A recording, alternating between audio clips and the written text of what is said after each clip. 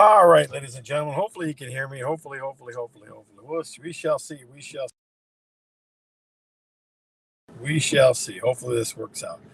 In the chat, if you wouldn't mind, let me know if you're here. Let me know what's going on in the world. Do a little show on the fly here. A little show on the fly. I'll tell you what, let's try it this way. That might be a little better. There we go. So check where you're checking in from. Let me know. Let me some volume. Let me hear ya.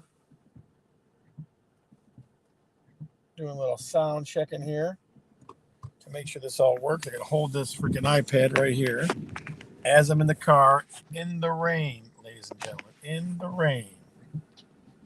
In the rain. So we're trying to do the very best we can. Hopefully you can hear me. Hopefully. Let me do a quick sound check. Let's see where we're at.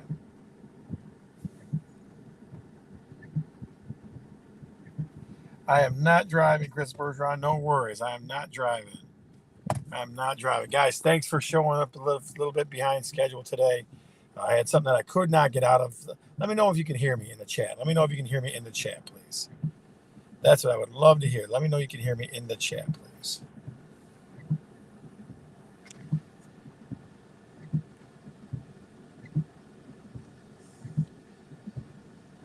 There we go. Hey. Guys, episode 122. Fantastic. I'm so glad you can. No, I had an obligation that I had to be a part of, that I had to make sure I was a part of. So I did the best I could to make it here as best I could. Everything is okay, guys. Everything is okay. We're just doing a little bit on the run today. So episode 122 is we're going to miss, right? We're going to miss. So summertime project time. That's what we're going to call this episode, because I really started to think about, it feels like as soon as summer comes, projects start rolling in. Projects definitely start rolling in. Zach, good to see you, Steve. Auntie Chris, Kathy, Chris Bergeron, all kinds of good folks in the house tonight. All kinds of good folks to see in the house tonight. So let's roll with our very first topic here. Let's roll with our very first thing. Before we do, though, this episode is sponsored by high-ass fire hydrants for the big dogs. Saw a big, huge fire hydrant that was way off the ground 2 nights ago. So I thought that was kind of interesting. So high-ass fire hydrants for the big dogs. We know where most of you are tuning in from. Let us know where you're tuning in from, please, if you wouldn't mind. Saw some folks in Rockwood, D7 in the house. Dearborn Heights, of course, always in the house. Good things there. Where are you tuning in from, ladies and gentlemen? Where are you tuning in from? Let me know. Dearborn Heights, very nice. Where else? We got people tuning in from? Zach Wukowitz, tuning in from the wonderful city of Monroe, I think, hopefully. That's what I'm hoping. I'm hoping you sure are. That's what I'm hoping. Guys, you knew I was going to do everything in my power not to miss tonight. So let's get to some personal business here.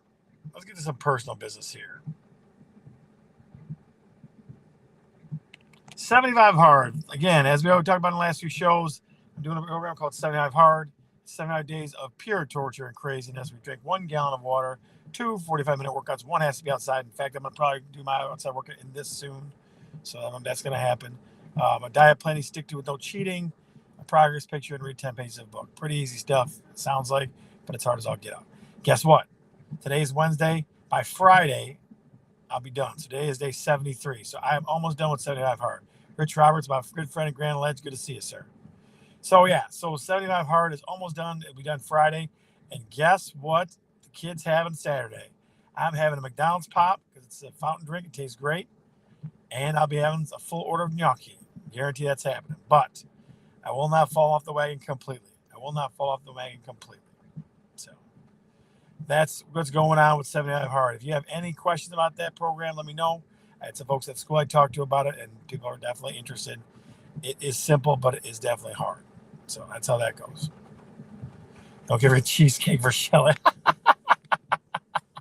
Yeah, my girl does like her cheesecake, doesn't she? She definitely likes her cheesecake. Yeah, so that's true. Now, in lieu of Mike McLaughlin from Total Home Lending being on, Mike had another application. He had B2.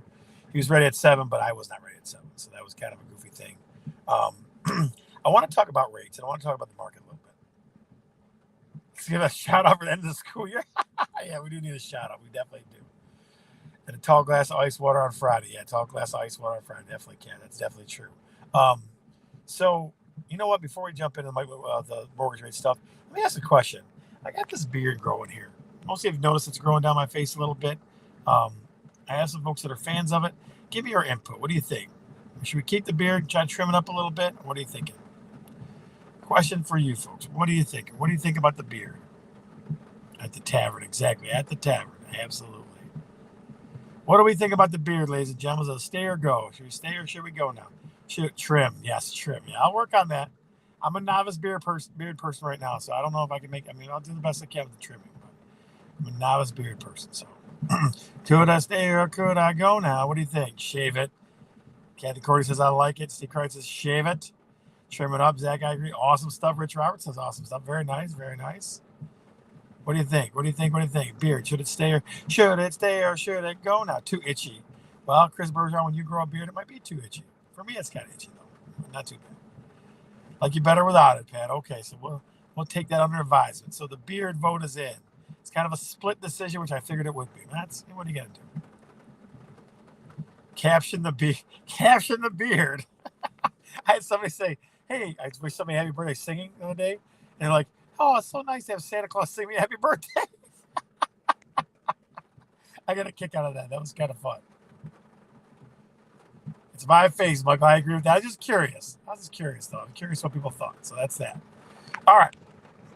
So, in lieu of Mr. Mike McLaughlin from Total Lending, I was going to kind of makes you look old and wise. Thanks, buddy. Trace, as long as I look old and wise, I'm good. I do look like you agree with that. Chris Bergeron, I agree with that. In lieu of Mike McLaughlin from Total Home Lending, I want to talk about rates, and I want to talk what they're doing to the market a little bit. So, lots of activity on a home is always a good thing on the sell side. It's always a good thing. As many people as you can get through your house as possible, and frenzy and all that's in a good thing on a good side on the sell side. On the buy side, though, it makes it hard for people to compete. If there's 30 people, 30, 40, 50, 60 people seeing a house, and 10 of them want the house, it makes it really hard for them to compete. So that's one thing that is tough, right? That's one thing that's tough. So it's definitely was a tough thing. But I feel like now with the rate, because the rate doubled, guys, just so you know, the rate's going up. I mean, it probably is back down. Michael will have better information on that, but it's gone up quite a bit. But I feel like what it's done has opened the market back up for first-time home buyers. It's opened up things for you not competing ridiculously as hard to get into a home. Now, the pristine, beautiful homes, yes, you are. That's happening. Yes, you are. You're still competing. You're still doing ridiculous things. And guys, I say that with the utmost sincerity that it's just how there's nothing you can do about it. That you're going to do, like we talk about every week, that you're going to do quite a bit over asking price. You're going to do an appraisal guarantee of some magnitude. And you're going to do free occupancy. I had a client today that was a little upset about some free occupancy that the seller's getting. It's part of the market, guys. It's really part of the market, those three things. Now, I think with the rates going to where they are, you're going to see a shift. You're going to see more balance now. You're not going to see it sold only sellers market. You're not going to see that, but you're also going to start to see, some buyers getting what they want. And I've seen lots of price drops in the past week. So it's one of those things where it's going to be more of a balanced market, I think. That's my thought and my hope. Hopefully there's no big R word or big D word coming our way that way. What are your thoughts, folks? What are your thoughts? You think it's the seller's market still, or you think it's going to be seller's buyer's market, like a balanced market, or do you think it's going to be a buyer's market? So one of those three choices. Rates depends, Michael. I always let Mike McLaughlin quote that out because he definitely has more intuitiveness than I do. So it's definitely it's going up quite a bit. So in the chat, do this for me, guys. Do you think it's still a seller's market? Do you think it's a buyer's market, or do you think it's going to be a balanced market this summer? What do you think? In the chat, give us your comments, your thoughts. What do you think? Which one will it be? Will it be a balanced market? Will it be a buyer's market? Will it be a seller's market? Which one do you think? Give you a minute to think it through and to come up with your answer. Steve Crichton says still sellers. Does it determine buying a house at fuel prices the way they are? I don't know. It determines how far you want to drive, I guess, Rich. Then it says seller's market, balanced market. Chris Bergeron says balance. Chris Vorchinsky says as well. Seller's market, Pat says, yeah. Okay. think there's a crash in the near future, Michael. I disagree with you, but let me tell you why in a few minutes. What do you think, guys? Balanced market, seller's market, buyer's market. Which one do you think it's going to be? Which one?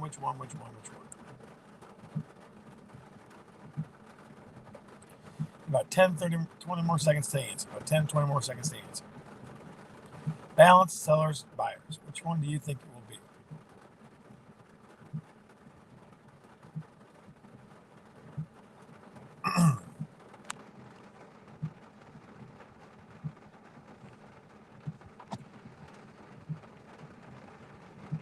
All right, so I want to address this one. Let's see if I can find it first. I want to address Mr. Lawson's statement. There's a crash in the near future.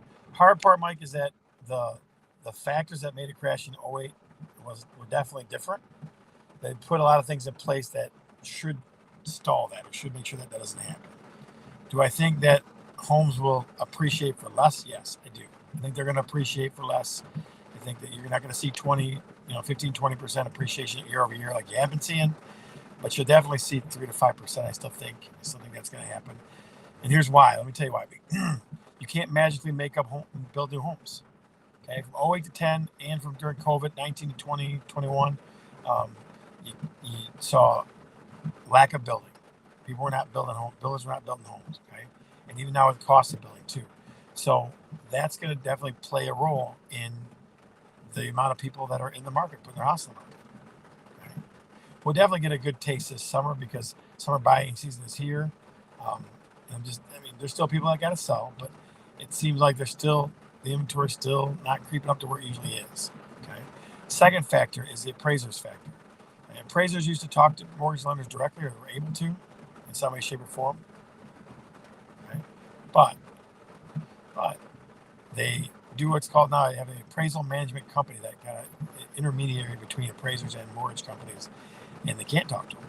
So that's definitely those factors are the things that are going to keep away from a crash or a bubble. Inventory is the word. Yes, inventory is the word. It's the thing that is causing the prices to be so high. It has nothing to do. They were high before gas prices went up. They were high before inflation was going up.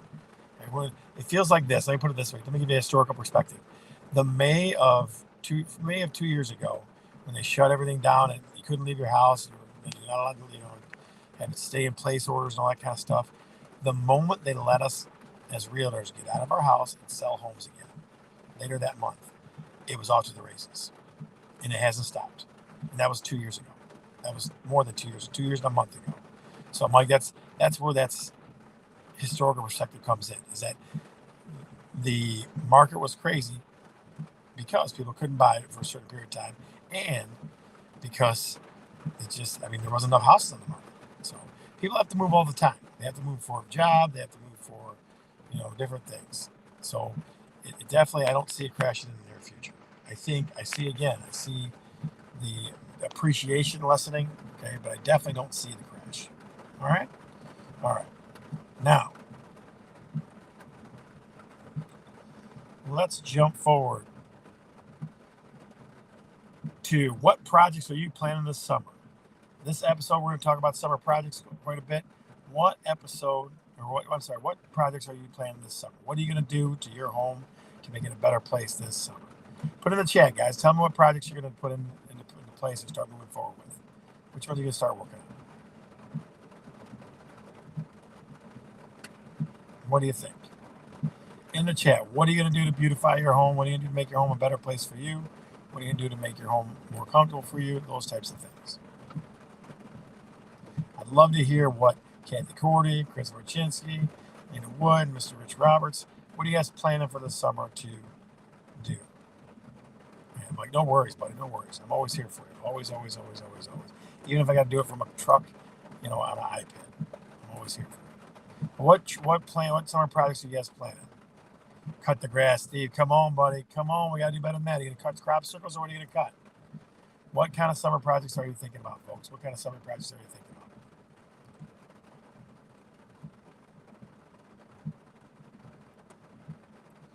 Right now, we're painting and rescreening our porch. Very nice, very nice. Mike says bathroom and basement remodel. Okay. There's a lot of remodeling going on there. Current project is the four-season room now siding it. Next project is maybe pulling carpet in the dining room and doing hardwoods. Every time she puts wood, she puts it in capital letters. Less concrete, more green coverage. Oh, grass. Grace grass? Yeah, grass is good stuff. Had new leaf guards, gutters put in on Monday. May have the garage sided. Very nice. That garage, Chris Bergeron, was a Ray Wojcinski original. So make sure there's some signature signage that says that. Okay? In honor of Ray Wojcinski. My mom and dad just got a new roof put on today. I saw that, Zach. I saw that. Guys, always feel free to Snapchat me or send me pictures of any projects that you're doing. Now, let's talk about projects that are going to be bang for your buck. Whenever I do a listing appointment with somebody, I tell them something simple. Whatever money you spend on fixing up your house, you're not going to get all of it back, first of all. Okay, you're not going to get all of it back, first of all. So that's point blank what I tell people. Right?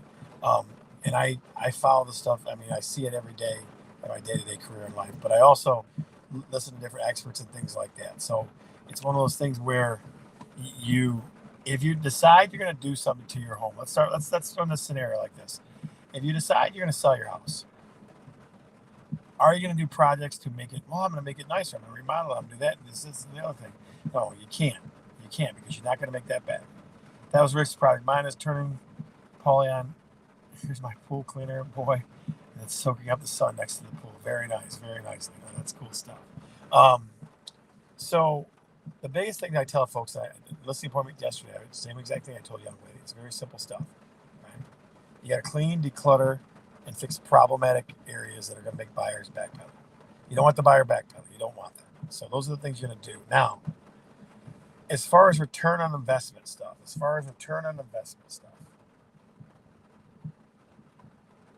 things that I think you want to focus on.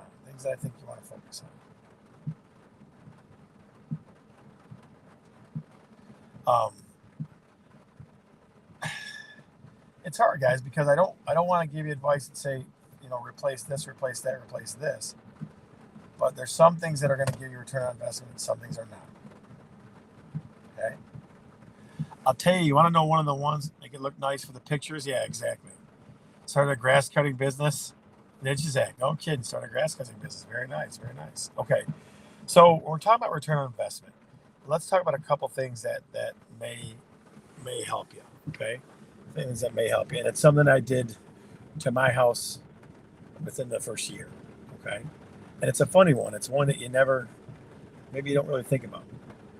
First one is new garage doors. Okay? Garage is a major fixture in the house. It's a room that and again, I'm going to say this, I'm not being sexist, I'm just saying it. Most men check into or want to know about. And beat up old garage doors, garages that are dented up, garage doors that are rusted, garage doors that are in any way, shape, or form crazy. Okay? Those are the ones that, people go, oh, what's going on here? So new garage doors, again, you're not going to get a complete return on your investment, but let's say you spend $4,000. Okay.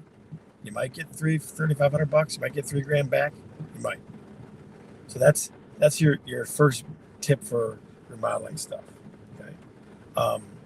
I always tell folks, quick cleanups or mini remodels of kitchens and bathrooms. Okay. Kitchens and bathrooms are definitely draw people's eye because bedrooms are walls with some lights. Power wash the house, garage and grid. Not bad. But a mini touch-up in the bathroom or in the kitchen, meaning new handles, meaning painting the cabinets, meaning mostly sweat equity kind of stuff. Maybe new in the bathroom, new vanity or new mirrors or something like that. Those things are cost effective. Okay, it's a new look. It looks new. Okay, but you're not spending ridiculous amounts of money. And your return on investment on that, it goes way down at the garage doors, guys. Your return on investment on that maybe 75%. So if you spend a couple for 5, you maybe get 1 back. So again, it's the return on investment starts to get real shaky after something simple like garage door opener. Okay.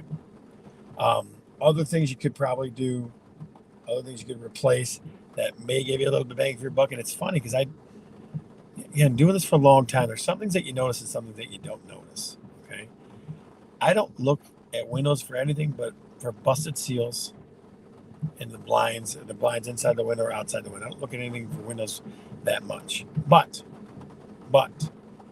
I will tell you, if you have original windows on your house, it may be time to call somebody. It may be time to call Wallside or whoever, because new windows bring in better light and just give it a sharper look.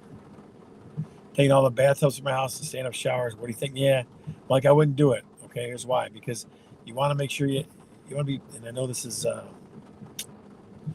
in our business. Fair housing laws make it hard for me to talk about some of this stuff. But you take out all your bathrooms. Family with little kids gonna have a hard time taking a bath, right? So I wouldn't take them all out. I would maybe take out all. If you have 3, I'd take out 2. I definitely would leave 1 in there. So, okay. Other things that might give you return on investment. Vinyl siding might help you if your house, your garage is wood and it's all beat up, or if it just looks old. A little bit of vinyl siding, especially if you do it yourself, or if you have a side job guy do it for you. At my old house in Dearborn, we had a side job guy do it, and it looked a ton better. It was my least favorite color in the world. Green is a Michigan State green, but it definitely makes a big difference. So far, which one do you think is most important, guys? You think garage doors, vinyl siding, vinyl windows? What do you think is most important remodel you could do? What do you think? In the chat, put in the chat, what do you think most important remodel could be? In the chat, what do you think the most important remodel could be? What do you think?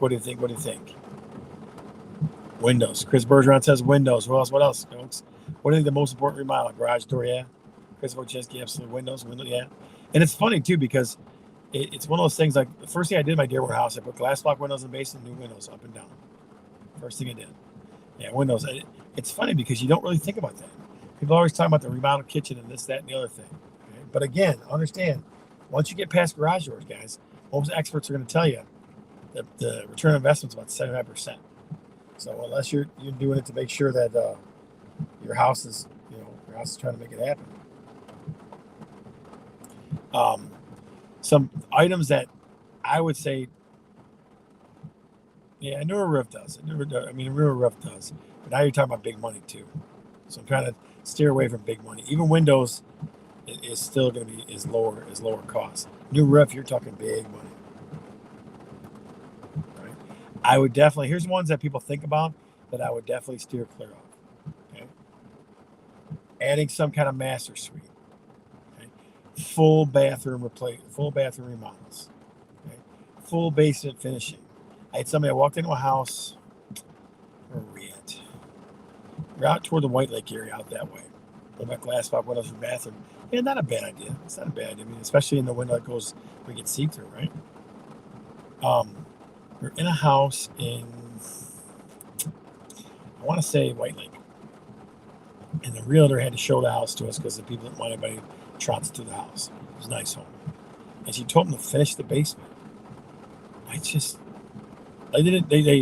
put drywall up and kind of didn't paint it, kind of roughed it in a little bit, and that was it. I mean, it doesn't help.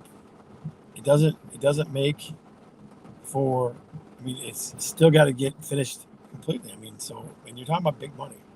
If it's just drywall, I guess maybe it was cost effective, but when you finish a basement, you're talking about big money.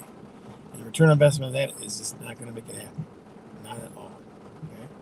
You can do so much of sprucing up a house, and kind of cleaning up the landscaping, maybe doing some fresh painting, changing out some hardware, making sure it smells nice, making sure the clutter's all taken away. And you can do way better with those kind of things. Yeah, I know you do most of your work by yourself, or with my good Uncle Joe there. He's definitely your partner in crime. Yeah, so guys, before you start a major project, before you start lighting's not a bad idea. Not a bad idea, Trace. I mean, that's pretty simple, right?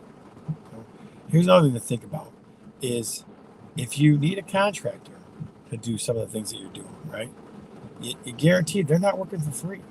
Right? They're not working for free. So whatever the cost of the materials, if you're doing it yourself, It's way different than if they're doing it for you, because their costs are going to be ridiculous. I mean, they're going to be a lot more than you would incur yourself. They're definitely bigger than that. So they're definitely bigger than that. So it's one of those things where it's like, oh my goodness. So I want to do this, guys. I want to shift gears to what realtors see, but before we do that, I want to hear a crazy home improvement story. So I want you to tell me, I want you to think about a crazy home improvement story. That's what I'm looking for. So instead of, because I can't really do pictures on this iPad while I'm sitting here, instead of what realtors see, I want you to take a minute and think of a crazy, or interesting, strange home improvement story that you had. It can even be a positive one. It can be even something, this guy came and he did this and it was the most beautiful thing ever. It doesn't matter. I want to hear a home improvement story from you. So in the chat, give me a couple, 2 or 3 sentences about a home improvement story. Winner will get a scratch off worth millions. And it's definitely good fun. So tell us a great, crazy home improvement story, because I would love to hear one of those. So in the chat, take a couple minutes and type out a home improvement story, or tell us a home improvement story. Give us the two sentence summary. An interesting home improvement story. So I can tell you one for me is the moment that we took the drop ceiling down in the basement, and we found a pair of channel locks locked onto a copper pipe. Yeah, that would trace. Locked onto a copper pipe. Oh, it just like somebody thought that was a good idea, or they left it there. I don't know. It's one of those funny things. So now I just leave it sitting there as a reminder of what not to do, I guess. So, but yeah, we'd love to hear a home improvement story, a summarized home improvement story, in place of what realtors see, because I can't do pictures in my present condition. What do you think, ladies and gentlemen? Give me a quick 2 or 3 sentences. I had a new floor put into our kitchen. You put it on an angle, not a good one. They put it on an angle, not a good one. Duct tape drain pipe. Duct tape might not work on a drain pipe. We don't know. My uncle's wallpapered my bedroom before I had asked for it. I hated it ever since. Oh, Chris Bergeron. Those uncles that you're talking about definitely did a lot of stuff before you asked for it. So, what do you think, guys? Give me a couple more. We finally got air conditioning, then we moved. We got air conditioning, then we moved. That's a good one. I like that's funny. I'll give you like 1 more minute. Come up, tell us an interesting, crazy home improvement story. They wanted $8,500 to tear out my dad's basement. I did it in less than an hour. Wow. That's what I mean. Contractors they're not working for free. They definitely are not working for free. So,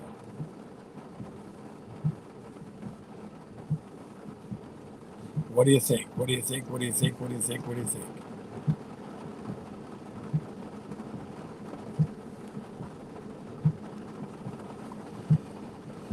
About 30 more seconds, guys. About 30 more seconds. Tell us one of your crazy home improvement stories. One of your crazy home improvement stories. We had an $8,500 estimate that the guy did in an hour. We had air conditioning, then move. We had my uncle's wallpaper my bedroom before I asked for it. I hated it ever since. Duct tape drain pipe. New floor on an angle. Not a good one. 30 more seconds.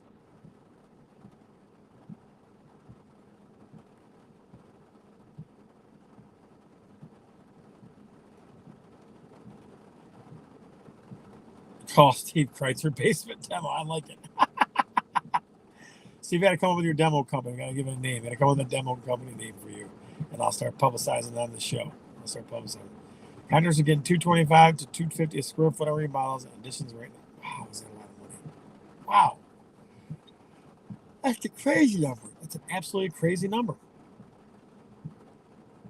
I mean, I can't even fathom that number. Oh yeah. So, the winner is, and this is not nepotism. Pulled out everything in my basement, and when I pulled out the drop ceiling, there was extension cords running through the ceiling. Oh, jeez. Took down 15 different pine trees. That's a good one, Zach. I know that story. That's a good story. That's a good story. So the winner is, and you can say this is nepotism. It doesn't really matter because it is what it is. My uncle's wallpapered my bedroom before I asked for it. I hated it ever since. Chris Bergeron, I'm telling you. Yeah, Trace, I hear that too. Folks, take heed of this. Trace is in the industry every day, all day. And here's what he had to say. And people are waiting for as long as you tell them it will be. And it is. I mean, people got to do people want what they want. So, all right, guys. So here's what I think. I just want to tell you, thank you so much for being flexible today. That's something that won't happen more than once, or more than once in a long while, because I definitely want to make sure that that we keep everybody happy and that we're doing all the right things. I definitely want to make sure of that. So if you get a chance, I'm only going to be on for a couple minutes, but go to Talkin Real Estate, the Facebook group. Make sure you join up for that, and we'll do a little after show. And I'll kind of give you the skinny on what happened today that caused this major technological craziness. We couldn't do it in the Chris Bergeron auditorium here. All right? I'm Scott, and I'm definitely talking real estate. See ya.